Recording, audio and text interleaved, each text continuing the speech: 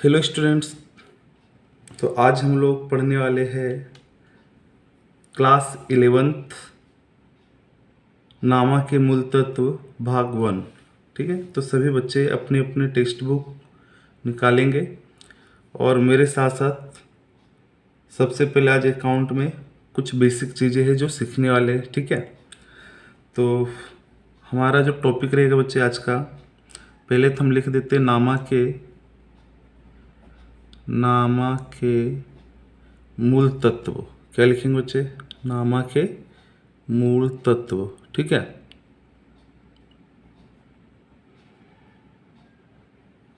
नामा के मूल तत्व,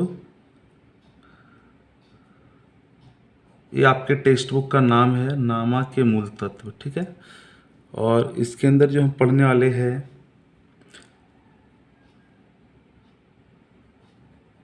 नामा के मूल तत्व भाग 1 है। ठीक है, तो आज का जो टॉपिक रहेगा बच्चे वो चैप्टर नंबर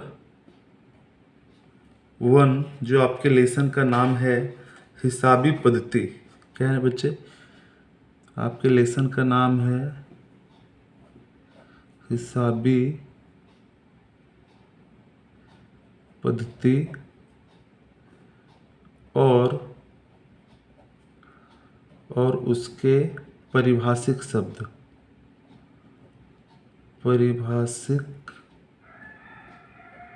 उसके परिभाषिक शब्द।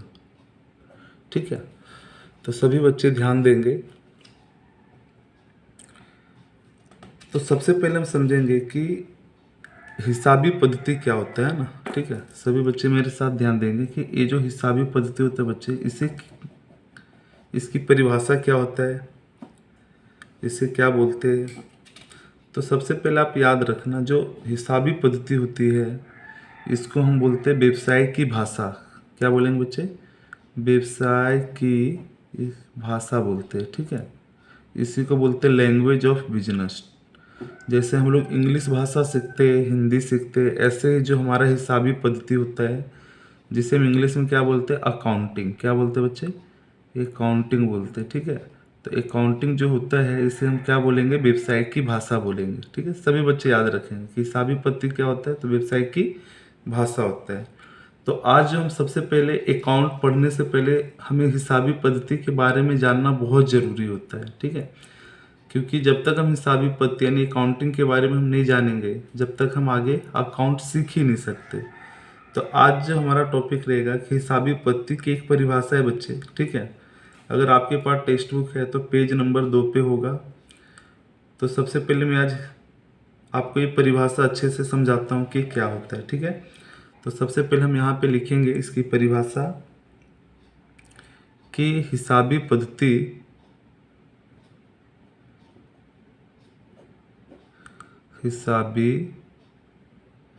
पद्धति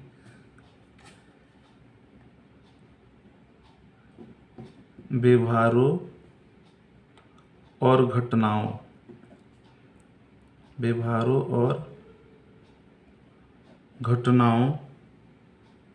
जो मौद्रिक लक्षण रखते हैं,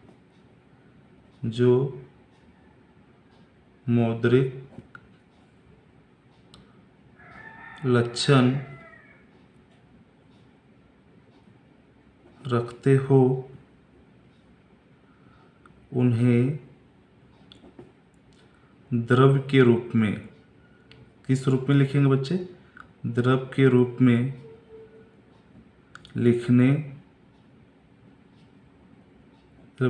लिखने, वर्गीकरण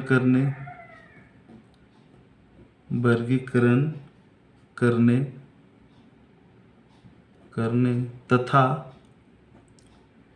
निष्कर्ष निकालकर। क्या लिखेंगे बच्चे?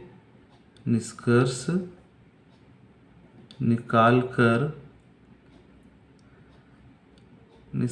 निकालकर उसके परिणामों का। क्या लिखेंगे बच्चे? उसके परिणामों का अर्थघटन करने की कला है। ठीक है, उसके परिणामों का अर्थघटन करने की कला है जिसे हम क्या बोलेंगे बच्चे, हिसाबी पद्धति। क्या बोलेंगे इसे हम, हिसाबी पद्धति कहेंगे। ठीक है, तो सभी बच्चे ध्यान से समझेंगे कि हिसाबी पद्धति किसे कहते हैं। तो आपको इसकी परिभाषा याद रखना है। ठीक है, ये जो हिसाबी पद्धति होते हैं बच्चे, इसकी जो परिभाषा है वो बहुत इंपॉर्टेंट है। जब तक ये परिभाषा को हम नहीं समझेंगे, जब तक अकाउंट नहीं समझ सकते। तो सभी बच्चे आई होप सो समझ रहे होंगे कि हिसाबी पद्धति किसे कहते हैं।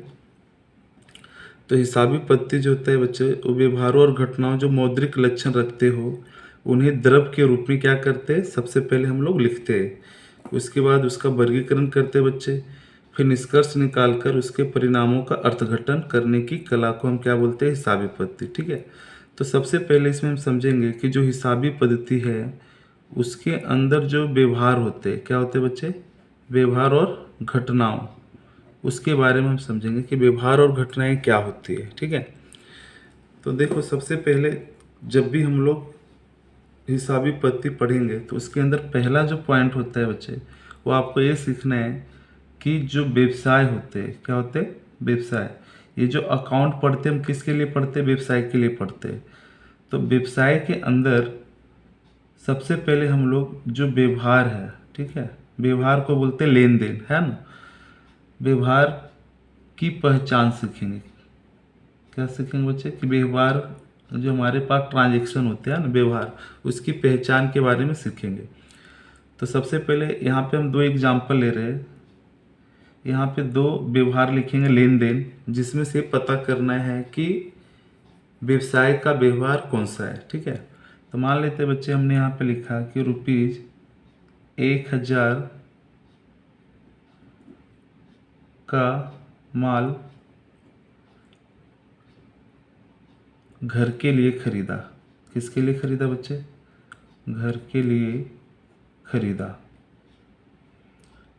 घर के लिए खरीदा। और एक हमने बोला कि ₹5000 का यंत्र खरीदा। अब बताओ मुझे कि दो व्यवहार में से व्यवसायिक की व्यवहार कौन सा होगा। एक है कि 1000 का माल हमने घर के लिए खरीदा है, और एक है 5000 का यंत्र खरीदा है। ठीक है, तो देखो जो हमने घर के लिए खरीदा है, किसके लिए खरीदा है बच्चे, घर के लिए। तो घर के लिए जो भी हम वस्तु खरीदते हैं वो व्यवहार जो होता है वो हमारा व्यवसाय का व्यवहार नहीं होता है। ठीक है, लेकिन हमने 5000 का यंत्र खरीदा है, तो इसका मतलब है जो यंत्र खरीदा है बच्चे, वो किसके लिए खरीदा है, बिजनेस के लिए खरीदा है ना। तो जब बिजनेस के लिए हम लोग खरीदी करते हैं तो इसे हम क्या बोलते हैं, व्यवहार की पहचान। मतलब जो 5000 का यंत्र खरीदा वो किसका है, बिजनेस का है। तो जो बिजनेस का होता है बच्चे, वो हमारा क्या हो जाएगा, व्यवहारों की पहचान। ठीक है, लेकिन जो हम घर के लिए खरीदते हैं वो व्यवसाय के लिए नहीं होता है। तो सभी बच्चे पहले ध्यान रखेंगे, जो 5000 का यंत्र खरीदा उसको हम क्या बोलेंगे, ये व्यवसाय का व्यवहार कहलाएगा। और जो 1000 का माल घर के लिए खरीदा है, इसको हम व्यवसाय का व्यवहार नहीं करते। ठीक है, तो आई होप सो समझ में आया कि सबसे पहले हमने क्या सीख लिया कि बिजनेस का व्यवहार कौन सा है। ठीक है, अगर मैंने यहाँ पे एक एग्जाम्पल दिया बच्चे कि, एक और एग्जाम्पल देता हूँ यहाँ पे कि ₹6000 का बिजली बिल, 6000 का बिजली बिल घर का चुकाया। ठीक है, जो घर में बिजली बिल है बच्चे, उसका बिल हमने 6000 रुपया चुका दिया। तब मुझे बताओ, जो घर का बिजली बिल है, क्या इसको हम व्यवसाय के व्यवहार बोलेंगे। तो बच्चे बोलेंगे सर बिल्कुल नहीं, इससे तो हम नहीं बोलेंगे, है ना। तो क्योंकि ये जो बिजली बिल है वो घर का चुकाया है। ठीक है, लेकिन अगर मैं इसी में बोल दूं कि अगर व्यवसाय के लिए चुकाया, तो इसको हम व्यवसाय की व्यवहार कहेंगे। ठीक है, तो जो घर के लिए खर्चा करते हैं बच्चे, उसको हम व्यवसाय का व्यवहार नहीं बोलते। तो सबसे पहला स्टेप होता है कि आपको क्या करना है, व्यवसाय की व्यवहारों की पहचान होनी चाहिए, है ना, कि कौन है बिजनेस ट्रांजेक्शन, कौन सा व्यवहार ऐसा है जो हमारे व्यवसाय के लिए है। ठीक है, और कौन सा व्यवहार हमारे व्यवसाय के लिए नहीं है।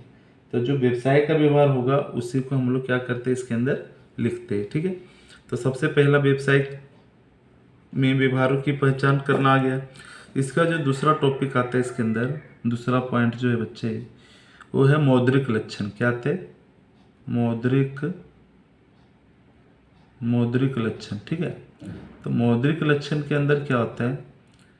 दूसरा वर्ड है मौद्रिक लक्षण। ठीक है, आपने पढ़ा होगा ना, यहाँ देखो लिखा है कि मौद्रिक लक्षण रखते हैं। ठीक है, तो जो व्यावसायिक व्यवहार होंगे वो क्या करेंगे? मौद्रिक लक्षण भी रखते हैं। तो मौद्रिक लक्षण का मतलब ये होता है बच्चे कि जैसे मान लें हमने एग्जाम्पल यहाँ पे दिया कि ₹5000 का माल खरीदा। ठीक है, 5000 का माल खरीदा। अभी दूसरा हमने यहाँ पे लिखा है कि 500 kg माल खरीदा। तो सभी बच्चे मुझे बताएंगे कि इसमें से मौद्रिक लक्षण किसके अंदर है? फर्स्ट वाले ट्रांजैक्शन में मौद्रिक लक्षण पता चल रहा है या दूसरे वाले में? तो सभी बच्चे बोलेंगे सर इसमें तो मौद्रिक लक्षण फर्स्ट वाले में दिख रहा है, क्योंकि यहाँ पे लिखा है ₹5000 का माल खरीदा है। ठीक है, क्या लिखा है बच्चे? 5000 का माल खरीदा है। ठीक है, और दूसरा जो है 500 kg माल खरीदा है। तो बताओ ये इसमें मौद्रिक लक्षण है क्या बच्चे? नहीं। तो अकाउंट जब भी हम करते हैं हिसाबी पद्धति, तो उसके अंदर मौद्रिक लक्षण का होना बहुत ज़रूरी है। ठीक है, जब तक मौद्रिक लक्षण नहीं होगा जब तक हम ऐसे व्यवहारों को हम नहीं लिख सकते। अकाउंट के अंदर उसी व्यवहार को लिखा जाता है जिसके अंदर क्या होता है? मौद्रिक लक्षण होते हैं। ठीक है, तो बताओ ये दोनों में से मौद्रिक लक्षण किसके अंदर है? तो मेरे हिसाब से फर्स्ट वाला जो ट्रांजैक्शन है बच्चे इसके अंदर क्या है? मौद्रिक लक्षण है। ठीक है, क्योंकि यहाँ पे हमने लिखा है ₹5000 का माल खरीदा है। तो जब 5000 रुपये का माल खरीदा है इसका मतलब इसके अंदर मौद्रिक लक्षण है। ठीक है, लेकिन 500 kg माल खरीदा तब इसमें तो रुपया तो पता ही नहीं कि कितने रुपये का खरीदा है। ठीक है, इसलिए ये मौद्रिक लक्षण नहीं है और इसके अंदर मौद्रिक लक्षण होंगे। तो जब भी हम व्यवहार लिखेंगे तो आपको दो बातें समझ में आना चाहिए। ठीक है, पहली बात तो है बच्चे कि जो व्यवहार की पहचान है वो आपको पता चलना चाहिए कि बिजनेस का व्यवहार कौन सा है, और दूसरा मौद्रिक लक्षण है ना, कि कौन से ट्रांजैक्शन में मौद्रिक लक्षण है। ठीक है, तो यहाँ पे मौद्रिक लक्षण क्यों है बच्चे? क्योंकि यहाँ पे क्या दिया हुआ था? 5000 रुपया दिया हुआ था, है ना। तो क्लियर है यहाँ तक सभी बच्चे को? ओके, तो उसके बाद जो नेक्स्ट टॉपिक है बच्चे, अभी हमने क्या सीखा? व्यवहारों की पहचान करना सीख गया कि कौन सा व्यवहार हमारा व्यवसाय का व्यवहार कहलाएगा।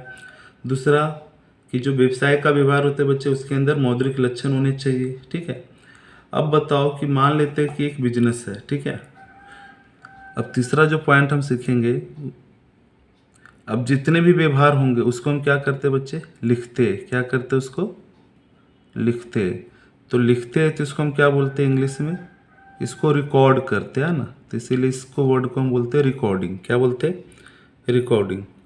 तो जब हम रिकॉर्डिंग करेंगे तो इसके अंदर आप ये देखेंगे कि रिकॉर्डिंग कैसे करते हैं ना। अब बताओ अगर मान ले कोई बिजनेस है और बिजनेस के अंदर मान लेते हैं बच्चे कि इसके अंदर 100 ट्रांजेक्शन है ना, 100 लेन देन हुए। कितने लेन देन हुए बच्चे? 100 लेन देन अगर होते तो क्या आप लोग 100 लेन देन को याद रख सकते हैं क्या? अगर एक व्यवसाय पूरे साल में कितने ट्रांजेक्शन करते होंगे तो पूरे साल भर के जो लेन देन होगा बच्चे उसे हम याद नहीं रख सकते। ठीक है, तो इसके लिए क्या करते हैं कि जो व्यवसाय में जो भी लेन देन होता है उसे लिखने के लिए हम एक प्रॉपर बुक बनाते हैं बच्चे। ठीक है, एक नोटबुक रखेंगे। ठीक है, और जिसके अंदर हम क्या करेंगे? सारे के सारे एंट्री को हम रिकॉर्ड करते हैं। ठीक है, रिकॉर्ड करते मतलब लिखते हैं। तो ये जो बुक बना रहे बच्चे है ना, इस बुक में हम क्या करते हैं? सारे लेन देन जो होंगे उसको हम क्या करेंगे? लिख देंगे। ठीक है, जैसे मैंने कि यहाँ पे ₹5000 का माल खरीदा, तो इस चीज़ को हम इसके अंदर क्या करेंगे? लिख देंगे कि भाई ₹5000 का माल खरीदा।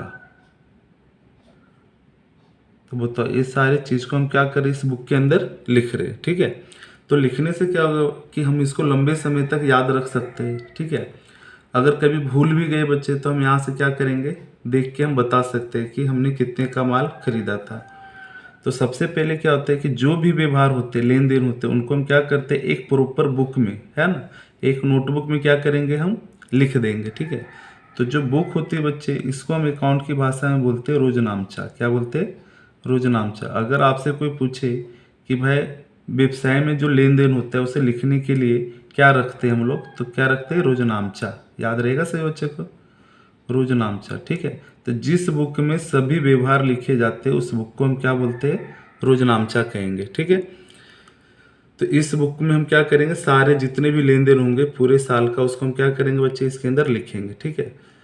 तो इस बुक में लिखने का काम होता है। तो बताओ, लिखने का काम कहाँ पे करेंगे हम लोग? रोजनामचा में करेंगे। ठीक है। तभी आपको छोटी छोटी बातें याद रखना है जितना मैं बता रहा हूँ। अगर आपसे कोई पूछे कि भाई लिखने का काम कहाँ पे करते हैं, तो आपको सीधी सी बताना है कि रोजनामचा में हम लोग क्या करते हैं, सभी व्यवहार को लिखते हैं। ठीक है। ओके। अभी सारे व्यवहार लिख दिया। अभी मान लें कि इसके अंदर बच्चे खरीदी है ना, हमने खरीदी किया तो इसके अंदर लिख देंगे। बिक्री होगा तो इसी के अंदर लिखेंगे। अगर खरीदा हुआ माल वापस कर दिया तो इसमें लिखेंगे। वेतन चुकाया, इसमें लिखेंगे। ठीक है। मतलब जितने भी लेन देन होते हैं व्यवसाय का, वो सारा का सारा व्यवहार क्या करते हैं, हम एक प्रॉपर बुक में लिख देते हैं। ठीक है। और इसी बुक को हम अकाउंट की लैंग्वेज में क्या बोलते हैं बच्चे? रोजनामचा। ठीक है। ओके। उसके बाद नेक्स्ट टॉपिक आता है फोर्थ, है ना। अब लिखने के बाद हम क्या करते हैं, उसका वर्गीकरण करते हैं। क्या करते हैं? वर्गीकरण। ठीक है। तो जो वर्गीकरण होता है बच्चे, इसको हम बोलते हैं क्लासिफिकेशन। क्या बोलते हैं? क्लासिफिकेशन। याद रहेगा सभी बच्चे को? इसको बोलते हैं क्लासिफिकेशन। अब वर्गीकरण क्या होता है समझिए। जैसे मान लिया कि जब आप 11th क्लास में आते हैं तो जितने भी बॉयज होते हैं बच्चे, गर्ल्स होते हैं, बॉयज होते हैं, गर्ल्स होते हैं, है ना। ठीक है। इस सबको हम क्या करते हैं, एक क्लास में बिठा देते हैं। ठीक है। एक ही क्लास में बेचारे बैठते हैं। अब क्या होता है कि जब बहुत ज़्यादा बॉयज और गर्ल्स हो जाए क्लास में, तो टीचर बोलेगी कि भाई जितने भी गर्ल्स है वो एक क्लास में चले जाओ। तो वो तो एक क्लास में हमने क्या कर दिया, सारे गर्ल्स को भेज दिया, और एक क्लास में हमने क्या कर दिया, सारे बॉयज़ को अलग कर दिया। तो जब हम अलग कर देते सारे बच्चे को, तो बताओ इसको क्या बोलेंगे हम लोग? तो इसी चीज़ को बोलते हैं वर्गीकरण, है ना। किसी चीज़ को अलग अलग भाग में हम क्या करते बच्चे? बांट देते। ठीक है। तो यहाँ पे हम वर्गीकरण का मतलब क्या समझेंगे। जब हम वर्गीकरण करेंगे तो सबसे पहले हमने क्या देखा था कि जितने भी रिकॉर्ड होते हैं, ठीक है, जैसे मैंने आप लोग को बताया कि बिजनेस में जितने भी लेन देन होता है उसको हम एक बुक में क्या करते हैं बच्चे? लिख देते हैं। ठीक है। तो इस बुक को हम बोलते थे रोजनामचा। क्या बोलते थे इस बुक को? रोजनामचा। ठीक है। अब इसके अंदर मान लें हमने परचेज किया, परचेज यानी खरीदी, फिर सेल किया, परचेज किया, सेल किया, है ना, फिर परचेज किया, परचेज मतलब खरीदा, है ना, सेल मतलब क्या होता है? बेचना। तो सेल कर दिया, फिर खरीदा, फिर बेचा। ये सिलसिला क्या होता है? चलता रहता है बिजनेस में। Purchase sales, purchase sales. अब सबको मैंने क्या किया, एक बुक में लिख दिया। क्या कर दिया? एक ही बुक के अंदर लिख दिया। तो इस बुक को हम क्या बोलते थे? यहाँ पे मैंने बताया था रोजनामचा बोलते थे। ठीक है। तो जब ऐसे बहुत ज़्यादा व्यवहार हो जाए बच्चे, तो इसको हम फिर क्या करेंगे, अलग अलग नोटबुक में लिखेंगे, क्योंकि नंबर ऑफ ट्रांजेक्शन क्या हो गया? बहुत ज़्यादा हो गया। तो जब ज़्यादा व्यवहार हो जाए तो फिर हम इसी बुक को हम क्या करेंगे, अलग अलग नोटबुक बना देंगे बच्चे। ठीक है। और उस नोटबुक के अंदर हम क्या करेंगे, इसको लिख देंगे। अब जितने भी परचेज है वो सारे परचेज यानी खरीदी वाली एंट्री हम क्या करेंगे, ए वाली नोटबुक में लिख देंगे। ठीक है। ए वाली नोटबुक में लिख देंगे। फिर जितना बिक्री होता है बच्चे, है ना, जितना बेचा है पूरे साल में, उसको एक अलग नोटबुक में हम क्या करेंगे, इसको भी लिख देंगे। ठीक है। इसमें सिर्फ सेल्स वाली एंट्री लिखेंगे, जो हम बेच रहे हैं ना उसको लिखेंगे। तो बताओ ये दोनों को मैंने अलग अलग बुक बना दिया। ठीक है। तो ये जो अलग अलग बनाते हैं बच्चे बही, उसको हम बोलते हैं वर्गीकरण। ठीक है। वर्गीकरण का मतलब होता है कि जितने भी खरीदी बिक्री, खरीद वापसी, बिक्री वापसी होता है, उस सबको हम क्या करते हैं, अलग अलग नोटबुक के अंदर लिखना शुरू कर देते हैं। ठीक है। तो जब अलग अलग नोटबुक में लिखते हैं तो इसको हम क्या बोलते हैं, वर्गीकरण। ठीक है। और वर्गीकरण करने का मतलब होता है कि जब हम अलग अलग नोटबुक बनाते हैं बच्चे, तो इस पद्धति को बोलते हैं खाता बही। क्या बोलते हैं? खाता बही। तो अगर आपसे कोई पूछे खाता बही के बारे में तो आप बताएंगे, है ना, कि खाता बही में हम लोग क्या करते हैं, वर्गीकरण करते हैं। सबके नाम का एक एक क्या करते हैं, अकाउंट बना देते हैं, है ना, अलग अलग खाता बना देते हैं। तो इसलिए इसको क्या बोलते हैं, खाता बही। तो वर्गीकरण करने का काम किसके अंदर करेंगे बच्चे, खाता बही के अंदर, ये याद रखेंगे, ठीक है। आपसे कोई पूछे लिखने का काम कहाँ करेंगे, तो रोजनामचा में करेंगे। वर्गीकरण का काम कहाँ पे करेंगे, तो खाता बही में करेंगे, ठीक है। तो आई होप से दो चीजें समझ में आए सभी बच्चे को, कि लिखने का काम कहाँ करते हैं, वर्गीकरण के लिए क्या बनाते हैं, खाता बही, ठीक है। तो इसको आपको याद रखना है। ओके स्टूडेंट्स, तो अभी हमने क्या क्या सीख लिया। अभी हमने वेबसाइट का व्यवहार पहचानना सीख गया, मौद्रिक लक्षण समझ गया, फिर बहुत ज़्यादा लेन देन होंगे तो उसे लिखते हैं, लिखने का काम रोजनामचा में करते हैं, ठीक है। इसके बाद फिर हमने क्या सीखा, वर्गीकरण करना सीखा। ओके, अभी 5वां नंबर जो होता है बच्चे, उसको बोलते हैं निष्कर्ष निकालना। क्या बोलते हैं इसको, निष्कर्ष निकालना, ठीक है। तो निष्कर्ष जब हम निकालेंगे, ठीक है, तो निष्कर्ष निकालने को बोलते हैं समराइजिंग। क्या बोलते हैं बच्चे, समराइजिंग, ठीक है। हम लोग उसको क्या करेंगे, एक समरी बना देंगे, है ना। तो आपने सुना होगा समरी, समरी का मतलब होता है किसी चीज का छोटा सा रूप बना देते हैं ना। अगर मान ले मूवी 3 घंटे की है तो उसको हम क्या करते हैं, 10-20 मिनट में पूरी स्टोरी बता देते हैं ना। तो इसका मतलब हमने उसका क्या कर दिया, समरी कर दिया, है ना। तो समरी का मतलब होता है बच्चे निष्कर्ष निकालना। क्या होता है, अब यहाँ पे हम क्या निष्कर्ष निकालेंगे, ठीक है, तो हम समझेंगे। तो निष्कर्ष का मतलब ये होता है कि किसी भी चीज का हम छोटा सा एक रूप बनाते हैं। जैसे हम समझते हैं यहाँ पे, मान लेते बच्चे हमने पूरे साल में खरीदी किया, है ना। कितने का खरीदा, 5,000 का खरीदा, ठीक है। फिर वापस हमने 3,000 का खरीदा। फिर वापस हमने, पी का मतलब परचेज होता है ना, परचेज मतलब खरीदी, खरीदी क्या बोलते हैं इसको बच्चे, खरीदी बोलेंगे, है ना। तो ये हमने खरीदा, वापस हमने खरीदा 4,000 का। फिर हमने वापस खरीदा 7,000 का। फिर हमने वापस खरीदा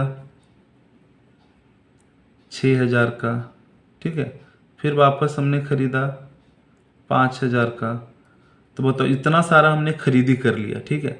तो बताओ इसी को हम सिंपल वर्ड में क्या बोल सकते हैं, कि सर हमने जो है पूरे साल में जो कुल खरीदी किया है, क्या किया बच्चे, कुल खरीदी, है ना। तो कुल कितने का खरीद लिया, 30,000 रुपये का। कितने का खरीदा, 30,000 का।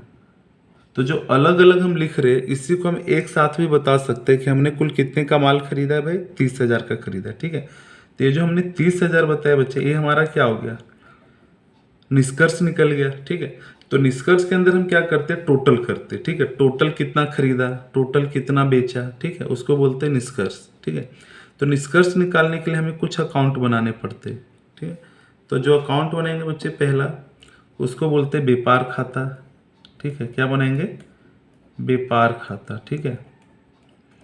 इससे भी पहले एक और खाता बनाते हैं जिसको बोलते हैं सकल तलपट। क्या बोलते हैं बच्चे, सकल तलपट। आपको सिर्फ याद रखना है अभी कि निष्कर्ष निकालने के लिए हम कौन कौन से खाते तैयार किए जाते हैं। तो एक सकल तलपट बनाते हैं, फिर व्यापार खाता बनाएंगे, ठीक है। इसी में एक और खाता बनता है लाभ हानि खाता। क्या बनाते हैं बच्चे, लाभ हानि खाता। फिर इसी में एक और बनाएंगे हम लोग पक्की तलपट। क्या बनाते हैं, पक्की तलपट। ये आपको बाद में समझ में आएगा, अभी तो आप फिलहाल क्या करेंगे, इसको याद रखेंगे कि निष्कर्ष निकालने के लिए हम क्या क्या बनाते हैं। तो सकल तलपट, व्यापार खाता, लाभ हानि खाता और पक्की तलपट, ठीक है। और निष्कर्ष निकालना मतलब क्या, कि जितने भी लेन देन होते हैं बच्चे उसका सिर्फ आपको कुल कर देना है, कुल कितना खरीदा, कुल कितना बेचा, ठीक है। अगर हम टोटल करते हैं तो इसको हम क्या बोलते हैं, निष्कर्ष निकालना, ठीक है। एक समरी बना देते हैं। अब इतने सारे ट्रांजेक्शन का एक छोटा सा रूप क्या बन गया, कि भाई कुल खरीदा 30,000, है ना। अलग अलग बताने से अच्छा है कि हम टोटल करके एक बार बता देंगे, है ना। तो एक बार बताए इसका मतलब हमने क्या कर दिया, इस चीज को छोटा कर दिया। तो इसको बोलते हैं निष्कर्ष निकालना, है ना। तो निष्कर्ष निकालने के अंदर हमने सारे खाते बनाते हैं जो आपको बाद में हम सिखाएंगे, ठीक है। तो अभी फिलहाल ये याद रखना है कि निष्कर्ष किस में निकालते हैं बच्चे, निष्कर्ष निकालने के लिए हम क्या बनाएंगे, सकल तलपट, व्यापार खाता, लाभ हानि खाता और पक्की तलपट, ठीक है। आई होप से समझ में आ गया। अब इसके बाद आता है कि इसके परिणामों का हम क्या करते हैं बच्चे, अर्थघटन करते हैं ना। लास्ट टॉपिक है परिणामों का अर्थघटन करना, ठीक है। तो अर्थघटन का मतलब होता है, अर्थघटन करेंगे, ठीक है। तो अर्थघटन का मतलब क्या होता है बच्चे, जैसे समझो यहाँ पे, जैसे मान लेते हैं कि हमने खरीदी किया, कोई वस्तु हमने खरीदा, यहाँ पे एग्जाम्पल देता हूँ 30,000 रुपये में, ठीक है। और इसी वस्तु को हमने क्या कर दिया, मार्केट में बेच दिया। बेचना को बोलते हैं बिक्री, ठीक है। इसको बेच दिया मैंने ₹40,000 में। कितने बेच दिया बच्चे? 40,000 में। तो क्या आप मुझे इसका अर्थघटन बता सकते हैं बच्चे कि इसका अर्थघटन क्या होगा? इससे क्या अर्थघटन हम निकाल सकते हैं, क्या निष्कर्ष निकाल सकते हैं हम लोग इसका? तो देखो, अर्थघटन करने का मतलब होता है कि हमने 30,000 का माल खरीदा है और बेचा कितने में? 40,000 में। तो अगर आप यहाँ पे एक अर्थघटन निकालेंगे तो अर्थघटन क्या हो रहा है, सोच के बताओ मुझे, ठीक है। तो कुछ बच्चे बोल रहे होंगे सर इसमें जो अर्थघटन होगा कि बिजनेस को या व्यवसाय को यहाँ पे लाभ हो रहा है। क्या हो रहा है? लाभ। कितने रुपए का लाभ हो रहा है? तो ₹10,000 का क्या हो जाएगा? लाभ हो जाएगा। वेरी गुड, 10,000 रुपये का लाभ हो रहा है। तो इस प्रोसेस को हम क्या बोलते हैं बच्चे? इसी को हम बोलते हैं अर्थघटन करना। क्या बोलते हैं इसको? अर्थघटन करना, ठीक है। तो आई होप सो ये सारे वर्ड समझ में आ गए। निष्कर्ष क्या होता है, अर्थघटन क्या होता है, ठीक है। तो हम वापस एक बार परिभाषा की तरफ जाते हैं कि हमारा हिसाबी पद्धति की जो परिभाषा थी, क्या हमने इसको अच्छे तरीके से सीखा? तो यहाँ पे देखेंगे बच्चे वापस से परिभाषा कि हिसाबी पद्धति क्या था? व्यवहारों और घटनाओं जो मौद्रिक लक्षण रखते हैं, ठीक है, उन्हें द्रव्य के रूप में क्या करते? लिखते। तो यहाँ पे हम लोग सबसे पहले सीखा, लिखने का काम कहाँ पे करते हैं? रोजनामचा में करते, ठीक है। फिर उसका क्या करते हैं बच्चे? वर्गीकरण करते। तो वर्गीकरण करने के लिए हम क्या बनाते थे? सकल तलपट, लाभानी खाता, व्यापार खाता और पक्की तलपट। इसके बाद हम क्या करते हैं? परिणामों का निष्कर्ष निकालते, ठीक है।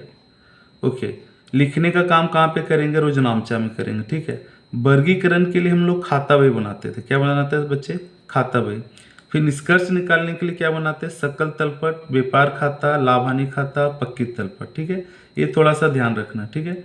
इसके बाद फिर हमने क्या सीखा कि जो भी निष्कर्ष निकालते हैं उसका हम क्या करते हैं? अर्थघटन करते हैं ना। तो अर्थघटन हमने यहाँ पे किया था। अर्थघटन क्या किया था कि बिजनेस को लाभ हो गया था ना। तो वापस से एक बार परिभाषा सभी बच्चे इसको याद कर लेंगे कि हिसाबी पद्धति व्यवहारों और घटनाओं जो मौद्रिक लक्षण रखते हो उन्हें द्रव्य के रूप में क्या करेंगे? लिखेंगे। उसका वर्गीकरण करेंगे तथा निष्कर्ष निकालकर उसके परिणामों का अर्थघटन करने की कला को हम क्या बोलते हैं बच्चे? हिसाबी पद्धति कहते हैं। तो आई होप सो ये परिभाषा याद हो गया होगा सभी बच्चे को। सबसे पहले हम क्या करेंगे? व्यवहारों की पहचान करेंगे। उसके बाद क्या करेंगे बच्चे? मौद्रिक लक्षण को ध्यान में रखेंगे कि दोनों में से मौद्रिक लक्षण कहाँ पे है, ठीक है। इसके बाद आता है नेक्स्ट। इसके बाद हम व्यवहारों को क्या करते हैं? लिखते हैं, ठीक है। लिखने का काम कहाँ पे करते हैं? तो लिखने के लिए हम लोग क्या बनाते हैं बच्चे? रोजनामचा बनाएंगे, ठीक है। उसके बाद वर्गीकरण करेंगे। वर्गीकरण करने का मतलब जितने भी खरीदी बिक्री सबको क्या करना है? अलग अलग कर देना है, ठीक है। जैसे हमने खरीद बही बना दिया। क्या बना दिया? खरीद बही। इसको हम बोलेंगे बिक्री बही, ठीक है। तो जितनी बार हम बिक्री करेंगे बच्चे वो सब इसी के अंदर क्या करना है? लिखना है। जितनी बार खरीदी करेंगे उसको इस बुक में लिखना है। तो अलग अलग जो हम बही बनाते हैं इसको क्या बोलते हैं? वर्गीकरण। तो वर्गीकरण करने का काम कहाँ पे होता है बच्चे? उसके लिए हम खाता बही तैयार करते हैं, ठीक है। ओके, उसके बाद हम निष्कर्ष निकालते थे। तो निष्कर्ष निकालने के लिए हम क्या करते हैं? सकल तलपट बनाएंगे, व्यापार खाता, लाभानी खाता और पक्की तलपट। निष्कर्ष निकालने का मतलब क्या है? तो जितनी बार हम खरीदी करते हैं इसका टोटल कर देना, ठीक है। अगर कुल कर दिया बच्चे तो इसका मतलब खरीदी हो गया। इसके बाद अर्थघटन। अर्थघटन का मतलब है कि मान लें कि हमने 30,000 का माल खरीदा और उसे 40,000 में बेच दिया। तो बताओ यहाँ पे लाभ हो रहा है या हानि हो रहा है? तो यहाँ पे लाभ दिख रहा है। तो ये जो लाभ होता है बच्चे 10,000, इसी को हम क्या बोलते हैं? अर्थघटन करना, ठीक है। तो आई होप सो परिभाषा सबको समझ में आ गया होगा, ठीक है। तो नेक्स्ट क्लास में हम लोग इसके आगे की टॉपिक डिस्कस करेंगे, ठीक है। तो सभी बच्चे अच्छे से अपनी नोटबुक में इसको लिख के याद करेंगे परिभाषा, और नेक्स्ट क्लास में मैं पूछूंगा, सभी बच्चे इसका जवाब देंगे। ओके स्टूडेंट्स, ठीक है। और आप कमेंट करके भी बताएंगे कि आपको कैसा लगा, ठीक है। कोई अगर दिक्कत है बच्चे तो आप कमेंट में लिख के भेज देंगे, और मैं कोशिश करूंगा कि आपको बेहतर से बेहतर अकाउंट सिखाने की। ओके, चलिए बाय बच्चे।